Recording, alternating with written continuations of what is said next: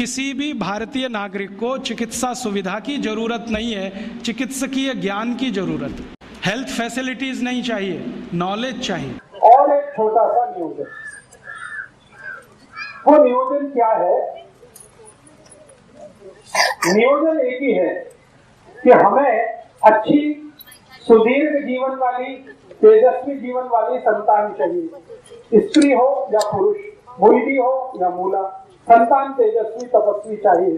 तो एक नियोजन जरूर ध्यान रखना है कि हमारे जो पति और पत्नी हैं वो आपस में जब संसर्ग करें तो पत्नी का मासिक चक्र पूरा होने के बाद, पत्नी का मासिक चक्र पूरा होने के बाद या पत्नी का मासिक चक्र शुरू होने वाले दिन से 10 दिन छोड़कर,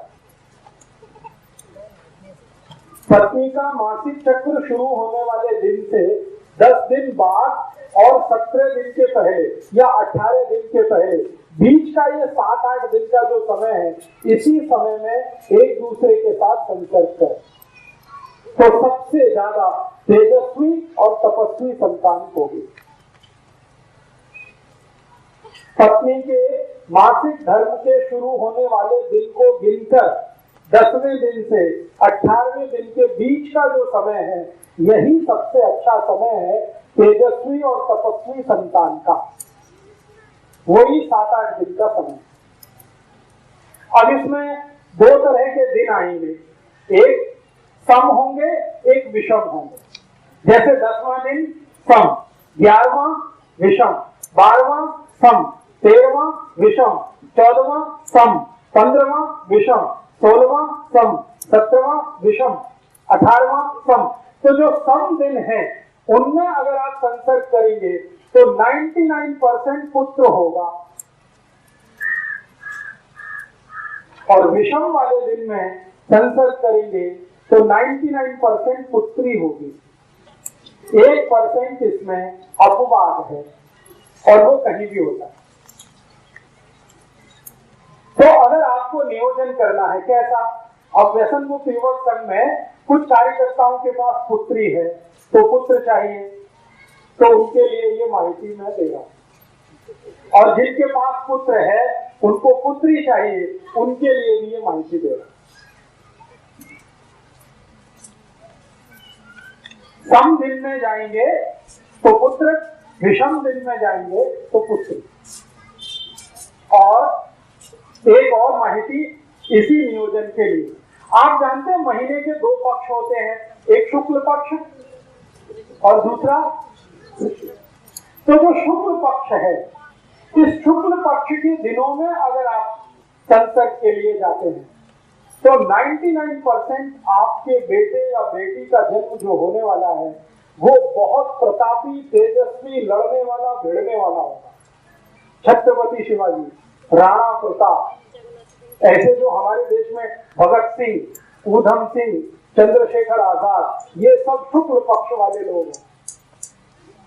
शुक्ल पक्ष आप समझते हैं, जब चंद्रमा लगातार बढ़ता हुआ होता है, और कृष्ण पक्ष उसका उल्टा।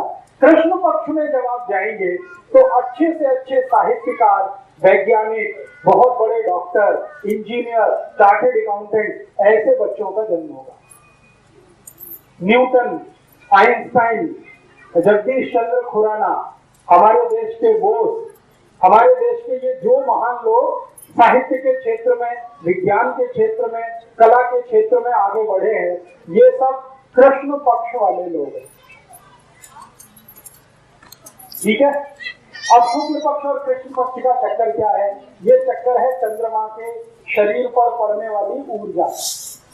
आप जानते हैं कृष्ण पक्ष में चंद्रमा नहीं होता और शुक्ल पक्ष में चंद्रमा बहुत तीव्र होता है। चंद्रमा की तीव्रता अपनी नहीं है।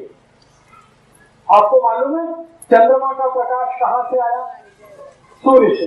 तो चंद्रमा की तीव्रता है तो वो उसकी अपनी नहीं है, सूर्य की तीव्रता है। तो आप समझ लीजिए शुक्ल पक्ष में सूर्य की तीव्रता है, तो उस दिन में जो संतान आएगी वो सूर्य जैसी ही होने वाली है। सूर्य कैसा है?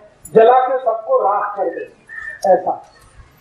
राणा प्रताप, छत्रपति शिवाजी, संभाजी महाराज, ये सब ऐसे ही लोग हैं जो शुक्ल पक्ष वाले, और आपको चंद्र पक्ष माने सूर्य का प्रकाश नहीं है, चंद्रमा का प्रकाश है। तो उस समय के नियोजन में जो संतान होगी वो दिमाग वाली होगी, शरीर वाली नहीं, जिसका ब्रेन बहुत चलेगा, इंटेलिजेंसी उसकी कंप्यूटर से जैसी उससे भी ज्यादा तेज होगी। दुनिया में सारे दिमाग के काम करने वाले लोग चंद्र पक्ष के पैदा हुए और शरीर से लड़ भिड़कर साम्राज्य स्थापित करने वाले लोग शुक्ल पक्ष के पैदा हुए। तो नियोजन आपको करना है, माहिती मैं दे रहा हूं। तो आप तय करिए आपके जीवन में क्या चाहिए। अब एक संतान आपके पास है, मान लो शुक्ल पक्ष वाली, तो एक चंद्र पक्ष वाली जरूर करना, क्योंकि दुनिया में दोनों की जरूरत है। खाली लड़ने भिड़ने वाला ही नहीं चाहिए, विज्ञान की खोज करने वाला भी चाहिए, क्योंकि दोनों से जीवन चलता है। शत्रु से रक्षा करने के लिए है और देश को आगे बढ़ाने के लिए भी है। तो एक संतान शुक्ल पक्ष की, एक चंद्र पक्ष की, ऐसा नियोजन करिए। एक संतान सम तारीख वाली, दूसरी विषम तारीख वाली, ऐसा नियोजन करिए। और बाकी के शुरू के नियम जितने मैंने बताए हैं वो सबको एक साथ पालन करना, ठीक है। इसके आगे और भी बहुत सारे नियम हैं, लेकिन वो इतने बारीक हैं कि मैं बताऊंगा आपके दिमाग में जाएंगे नहीं। अभी जितना बताया है इतने पर आप प्रयास शुरू करें। उसके बाद बारीक नियम अगर जानना है तो एक पुस्तक मैंने लिखी है, भागवत जी के सूत्र पर 3 पुस्तकें मैंने लिखी है।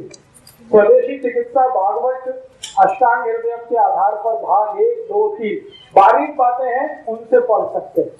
मोटी जितनी बात है वो मैंने आपको बताई। तो ठीक है, मैंने कुछ माहिती दी है, आपके समझ में आई है कुछ? तो बहुत अच्छा। अगर आप ये समझ पाएंगे तो बहुत अच्छा है।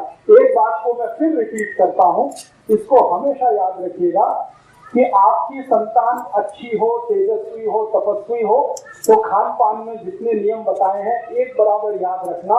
लोनी और खड़ी शक्कर ये रोज खाना। लोनी आप समझते ही हैं, खड़ी शक्कर आपको माहिती है। लोनी और खड़ी शक्कर रोज खाना, दोनों को खाना, पति को भी पत्नी को भी। जी जी